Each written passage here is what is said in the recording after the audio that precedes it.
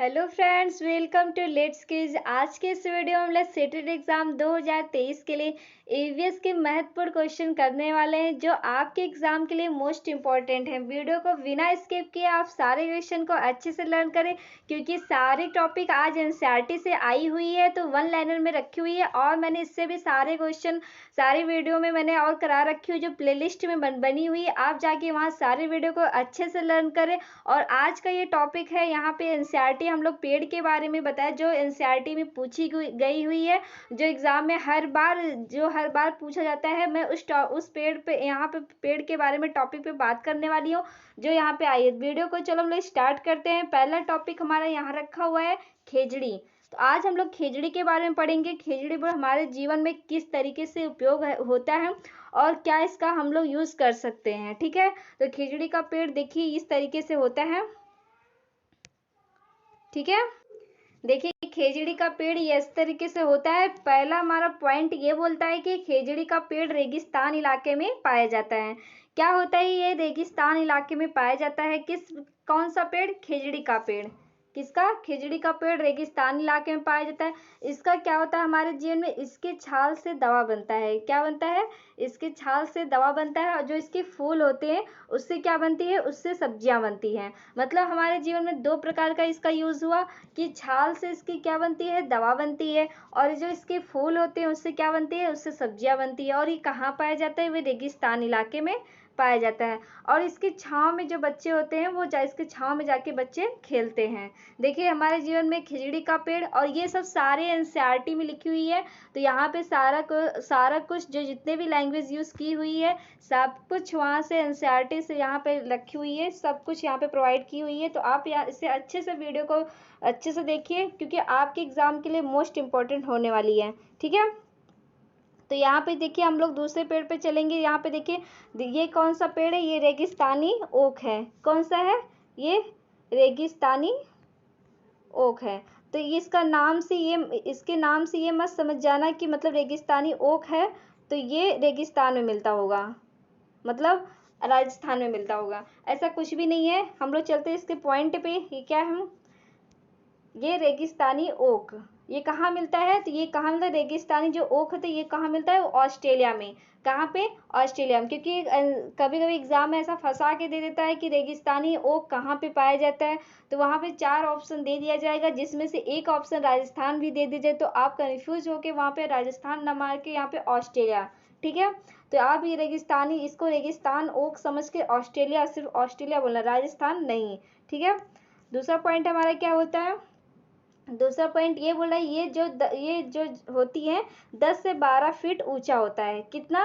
10 से 12 फीट ऊंचा होता है। जो इसकी जो जड़ें होती कितनी? 30 फीट नीचे होती हैं। देखिए ये सब एनसीईआरटी में लिखी हुई है। ये 10 से 12 फीट ऊंचा होता है और जो इसकी जड़ें होती हैं वो 30 फीट नीचे होती है। इसके जो तने होते हैं उसमें क्या होता है? जल संचित रहता है। क्या रहता है? जल संचित रहता है। ये अपने जड़ों से जल को अवशोषित कर लेती है और जो ये तने में होती है यहाँ पे जल आराम से यहाँ पे संचित रहता है। ठीक है, क्योंकि इनको फिर जल की जरूरत नहीं होती है, खुद से अपने जड़ों से जल को अवशोषित कर लेती हैं। ठीक, यहाँ पे पांचवा पॉइंट क्या बोल रहा है? एक मिनट, इसको थोड़ा सा छोटा कर दें तो अच्छे से दिखने लगेगा। हाँ देखिए पांचवा पॉइंट क्या बोला है? वहाँ के जो लोग होते हैं उसके तनों में एक पाइप डालते हैं, जब वो अपनी तरफ खींचते हैं तो पानी उनके तरफ आ जाता है। देखिए पिक्चर सही यहाँ पे दिखा रही हूँ। ये देखिए यहाँ पे जो वहाँ के निवासी हैं, तो वहाँ के जो निवासी है देखिए यहाँ पे ऐसा इस तरीके से ऐसा पाइप डाल दिए हुए जो वहाँ से पानी निकल रहा है और ये लोग यहाँ पे पी रहे हैं। तो जो एनसीईआरटी में लिखित रेगिस्तानी ओक में यहाँ के लोगों को क्या मतलब फायदा है? तो यहाँ पे ये है कि रेगिस्तानी ओक जो होता है वो ऑस्ट्रेलिया में पाई जाती है। दूसरा, ये 10 से 12 फीट ऊंचा होता है। इसकी जो जड़ होती है 30 फीट नीचे होती है। जो इसके तने होते हैं वो जल में संचित रहते हैं और जो वहाँ के लोग होते हैं वहाँ के लोग तनों में पाइप डालते हैं और उनकी तरफ अपनी तरफ वो खींचते हैं तो पानी उनके तरफ आ जाता है। तो ये एनसीईआरटी में ये सब लिखी हुई है। तो आप इसको जाके आप अच्छे से एक एक पॉइंट ये सब पढ़िए। ठीक है, क्योंकि क्वेश्चन में ऐसे भी पूछ लेता है, ये पूछे जरूरी नहीं है कि रेगिस्तान ओक डायरेक्टली ऐसा पूछ ले, क्योंकि सीटेट का एग्जाम है तो वो सीधा घुमा के क्वेश्चन पूछेगा। तो वहाँ पे ऐसा पूछेगा कि ऐसा कौन सा पेड़ है जो 10 से 12 फीट होती है, 30 फीट नीचे होती है, जो उसके तने में जल संचित होता है, वो कौन सा पेड़। वहाँ पे 4 ऑप्शन दे दिया जाएगा, जिसमें से रेगिस्तानी ओक, जेट्रोफा दे दिया गया, मतलब 4 ऑप्शन ऐसे करके, खेजड़ी भी दे दिया जाएगा। तो आप ऑप्शन लगाएंगे अपना राइट आंसर रेगिस्तानी ओक। ठीक है, यहाँ पे देखिए पीपल, ये कौन सा पेड़ है, ये पीपल है। ये हमारे लाइफ में क्या, हमारे जीवन में क्या इसका उपयोग है, आज मैं इसके बारे में बताऊंगी, क्योंकि ये सब एनसीईआरटी में है, और जो कितना भी क्वेश्चन है वो सब क्वेश्चन आता रहता है। तो ये पीपल, पीपल के बारे में हम लोग क्या पढ़ने वाले हैं, देखिए। तो ये एक विशाल पेड़ है। सबसे पहला पॉइंट क्या है, ये एक विशाल पेड़ है और इसकी जो शाखाएं होती है वो दूर तक फैली होती है। मतलब ये एक विशाल पेड़ है और इसकी जो शाखाएं होती है बहुत दूर तक फैली होती हैं। ठीक है, और जो 24 घंटे ये हमें क्या करती हैं, ये 24 घंटे हमें ऑक्सीजन देती हैं। और जिसके पत्ते होते हैं वो हमेशा हिलते रहते हैं। आप कभी ध्यान से देखिएगा, पीपल का पत्ता वो हमेशा ऐसे ऐसे हिलता रहता है, मतलब वो कभी ऐसे स्थिर नहीं रहता। जरा सा भी हवा का झोंका हुआ तो वो तुरंत पत्तियां उनकी सारी हिलने लगती हैं। और इसे किस नाम से पुकारते हैं, ये भी देखिए एनसीईआरटी में लिखी हुई है। किस नाम से पुकारते हैं, ये बोधि वृक्ष से। किस नाम से, बोधि वृक्ष से। अब बताइए, यहाँ से पिक्चर सहित आपको दिखा दिया जाता है। देखिए ये कैसा पेड़ है, ये एक विशाल पेड़ है, और जो इसकी जो शाखाएं होती है दूर तक फैली रहती हैं। देखिए ये देखिए, और इसकी जो पत्तियां होती है वो हमेशा हिलती रहती हैं और 24 घंटे हमें ऑक्सीजन देती रहती हैं। ठीक है, और किस नाम से इसे पुकारते हैं, तो इसे बोधि नाम से। इसे ध्यान दीजिएगा, क्योंकि एनसीईआरटी में लिखी तो पूछ भी सकता है, क्योंकि ईवीएस में 15 नंबर की एनसीईआरटी आती है, तो एनसीईआरटी में ये वर्ड जरूर पूछ सकता है। तो किस नाम से पुकारते हैं पीपल को, बोधि नाम से। ठीक, अब हम लोग पढ़ेंगे इसके बारे में। ये कौन सा पेड़ है, तो ये बरगद। देखिए ये बरगद है।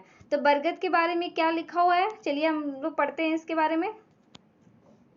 देखिए यहाँ पे बोला है, यहाँ यह एक विशाल पेड़ है। दूसरी क्या है, ये इसकी जो शाखाएं होती दूर तक फैली होती।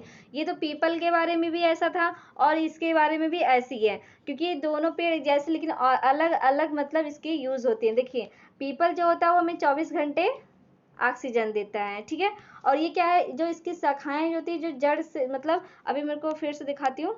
हाँ देखिए, जो ये विशाल पेड़ है, पहले ये पेड़ हो गया, फिर जो इसकी शाखाएं होती है वो दूर तक फैली होती हैं। ठीक, फिर जो इसकी शाखाओं से जो जड़ें लटकती हैं, मतलब जो इसकी शाखाओं से ऐसे ऐसे जड़ें जो लटकती हैं, जो जमीन तक ऐसे आती हैं, वो किस तरीके का जड़ होता है, तो वो किस तरीके का, स्तंभ जड़। इसे किस नाम से बोलेंगे, स्तंभ जड़। स्तंभ जड़ किस लिए क्यों बोलते हैं, क्योंकि ये पेड़ों को सहारा प्रदान करती हैं। अगली बार अभी एग्जाम में ये पूछा गया था, जो इसकी जो बरगद की जो जड़ें होती है वो किस में यूज होती है, वहां पे एक लाइन में दे दिया था कि भोजन पकाने में इसका यूज होता है, इसका उपयोग होता है।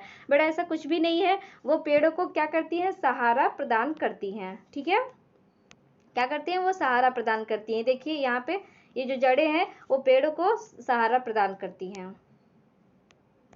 अब हम लोग चलते हैं, ये कौन सा पेड़, यूकेलिप्टस। क्योंकि ये बार बार क्वेश्चन पूछा गया है ये सब पेड़ के बारे में, तो यहाँ पे एक बार इसे पढ़ना बहुत जरूरी था वन लाइनर में, इसलिए मैं यहाँ पे इसको लेके आई हूँ। ये क्या है, यूकेलिप्टस। यूकेलिप्टस देखिए इसका पॉइंट क्या है, इसका पॉइंट ये है कि ये एक पारिस्थितिकी आतंकवाद वृक्ष है। मतलब ये क्यों, इसको ऐसा क्यों बोला जाता है, अभी पता चल जाएगा आपको। यह पारिस्थितिकी आतंकवाद वृक्ष है। दूसरा क्या है, ये जल को अवशोषित कर लेती है। यही सबका इसका मेन पॉइंट है कि ये जल को अवशोषित कर लेती है, इसलिए पारिस्थितिकी आतंकवाद वृक्ष है। ठीक है, और तीसरा पॉइंट क्या है, यह वाष्पीकरण करती है और जिससे वहां की जमीन क्या हो जाती है, बंजर। मतलब यूकेलिप्टस ऐसा वृक्ष है कि कहीं भी अगर वो लग जाएगा, कोई भी अगर इसे लगा दे वहां के उतने एरिया में, मतलब वो इस एरिया का जल अवशोषित कर लेगा, और जल अवशोषित कर लेगा तो जिससे क्या होगी, जमीन बंजर हो जाती है। इसलिए पारिस्थितिकी आतंकवाद वृक्ष के नाम से इसे जानते हैं। किसके नाम से, आतंकवादी पारिस्थितिकी आतंकवाद वृक्ष के नाम से। किसको, यूकेलिप्टस को। अब हम चलते हैं नेक्स्ट पेड़ पे। देखिए ये क्या है, जेट्रोफा। क्या है, ये देखिए जेट्रोफा। ये जट्रोफा का पेड़ है। ये क्या करता है, ये हमें बायोडीजल, मतलब ये हमें बायोडीजल प्रदान करता है। ठीक, इसके बारे में बस इतना ही पढ़ना है, क्योंकि ये बहुत ज़्यादा ऐसा पूछता नहीं है, बस क्या इसका यूज है, तो ये हमें बायोडीजल प्रदान करता है। अब देखिए ये कौन सा पेड़ है, तो ये है क्रोटोन। क्या है, क्रोटोन। ये किसानों के लिए सबसे अच्छा और लाभदायक पौधा होता है। इसके बारे में देखिए हम लोग यहाँ पढ़ेंगे। यह एक सहायक पौधा है। कैसा पौधा है, यह एक सहायक पौधा है। और दूसरा पॉइंट क्या है, यह जल की कमी को बताता है। मतलब यूकेलिप्टस क्या है, वो जल को ही अवशोषित कर लेती है, लेकिन ये क्रोटोन ऐसा वृक्ष है कि ये जल को, मतलब जल की कमी को तुरंत बताती है। इसलिए किसान जो होते हैं अपने बीज में क्रोटोन का बीज डाल देते हैं, जिससे उनको पता चल जाता है कि हमारे खेतों में अगर जल की कमी होती है तो उनको पता चल जाता है। क्रोटोन का पेड़ देख लेते हैं तो उनको पता चल जाता है कि यहाँ पे हमारे खेत में जल की कमी हो गई है। तो जिससे क्या होता है, इससे किसानों की मदद मिलती है। मतलब क्रोटोन इतना अच्छा वृक्ष होता है, इतना अच्छा मतलब पौधा होता है कि ये मतलब सॉरी वृक्ष नहीं, पौधा, ये इतना अच्छा पौधा होता है कि किसानों को मतलब बहुत हेल्प मिल जाती है कि अगर खेत में जल की कमी हुई तो तुरंत उनको किसानों को पता चल जाता है। तो ये रहे एनसीईआरटी में पूछे गए पेड़ों के बारे में। हम लोग यहाँ पे 1 लाइनर क्वेश्चन कर चुके हैं। तो अब हम लोग चलते हैं यहाँ पे कुछ ऑप्शनल क्वेश्चन के बारे में। ठीक है, कुछ ऑप्शनल क्वेश्चन करेंगे जो आपके एग्जाम में बार बार पूछी जाती हैं। ठीक, तो यहाँ पहला क्वेश्चन है कि मलेरिया की खोज किसने की थी। तो मलेरिया की खोज किसने की थी, तो यहाँ option A Ronald Ross, option B Aristotle, option C Lamarck, option D Darwin. तो जो मलेरिया की खोज किसने की थी, तो हमारा राइट आंसर होगा option number A Ronald Ross. Question number 2, पट्टा कहाँ का चित्रकारी है। मतलब जो पट्टा है वो कहाँ का चित्रकारी है, ये पूछा गया। तो option A Andhra Pradesh, option B Maharashtra, option C Lucknow, option D Orissa. तो जो पट्टा का चित्रकारी है वो कहाँ पे है, तो ये हमारा राइट आंसर हुआ ऑप्शन नंबर डी उड़ीसा। देखिए करडम मल्लेश्वरी, तो करडम मल्लेश्वरी क्या है, मतलब किस क्षेत्र में ये एक मतलब मशहूर है करडम मल्लेश्वरी। तो ये किस में, ऑप्शन ए बैडमिंटन में, या फिर भाला फेंक में, या फिर क्रिकेटर या वेट लिफ्टर। तो जो करडम मल्लेश्वरी है किस चीज़ में वो फेमस है, वो उनका क्या काम है, तो वो क्या है, तो वे वेट लिफ्टर हैं। ठीक है, अब हम लोग चलते हैं नेक्स्ट क्वेश्चन पे। यहाँ पे बोला है कि फाड़ कहाँ का चित्रकारी है। तो यहाँ पे फाड़ कहाँ का चित्रकारी है, तो option A Rajasthan, option B Telangana, option D Gujarat, option C Gujarat, option D Paschim Bengal. तो जो फाड़ होता है वो कहाँ का चित्रकारी है, तो हमारा राइट आंसर हुआ ऑप्शन नंबर ए राजस्थान। ठीक है, नेक्स्ट क्वेश्चन क्या है, चिकन कढ़ाई कहाँ प्रसिद्ध है। जो चिकन कढ़ाई है वो कहाँ प्रसिद्ध है, तो चिकन कढ़ाई option A Mizoram, option A Mizoram, option B Rajasthan, option C Ahmedabad, option D यहाँ पे नीचे हो गया ऑप्शन डी लखनऊ। तो ये चिकन कढ़ाई वो कहाँ का है, तो ये हुआ हमारा राइट आंसर हुआ ऑप्शन नंबर डी लखनऊ।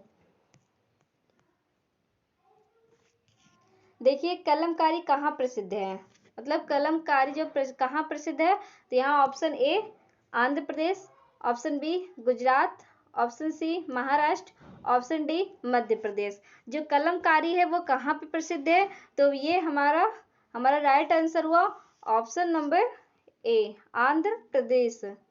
ठीक, हमारा नेक्स्ट क्वेश्चन ये है कि टीन खेती कहाँ होती है। तो टीन खेती कहाँ होती है, तो option A Madhya Pradesh, option B Mizoram, option C Paschim Bangal, option D Maharashtra. तो जो टीन खेती कहाँ होती है, तो टीन खेती होती है ये मिजोरम में। Option B right answer. कहाँ पे होती है, ये मिजोरम में होती है। यहाँ पे नेक्स्ट क्वेश्चन ये है कि ऐसा कौन सा वृक्ष है जो पारिस्थितिक आतंकवाद वृक्ष कहा जाता है। देखिए यहाँ पे ये पूछा है कि ऐसा कौन सा वृक्ष है, जो हम लोग अभी पढ़े थे कुछ टाइम पहले, तो ये पूछा गया है कि, तो यहाँ पे ऑप्शन ए बरगद, option B eucalyptus, option C पीपल, ऑप्शन डी खिजड़ी। तो कौन सा है जो पारिस्थितिकी वृक्ष मतलब पारिस्थितिकी आतंकवाद वृक्ष कहलाता है? तो ये हमारा राइट आंसर हुआ ऑप्शन नंबर बी, यूकेलिप्टस। ठीक है, अब यहाँ पे पूछा है कि रेगिस्तानी ओक कहाँ पाया जाता है? तो रेगिस्तानी ओक कहाँ पाया जाता है? तो वो दक्षिणी America, option B Chile, option C Australia, option D उत्तरी अमेरिका। तो जो रेगिस्तानी ओक है वो कहाँ पाया जाता है? तो ये पाया जाता है ऑस्ट्रेलिया में। कहाँ पे? हमारा राइट आंसर हुआ ऑस्ट्रेलिया।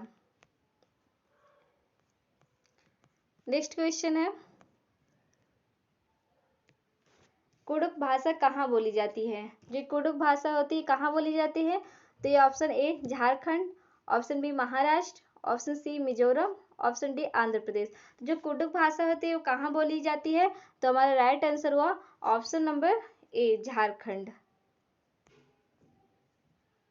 अब देखिए यहाँ पे पूछा है आयरन की कमी से कौन सा रोग होता है? यहाँ पे पूछा है कि एनसीईआरटी में एक छोटा सा पॉइंट वहाँ लिखा हुआ है, तो वहाँ पे बोला कि आयरन की कमी से कौन सा रोग होता है? तो कौन सा रोग होता है?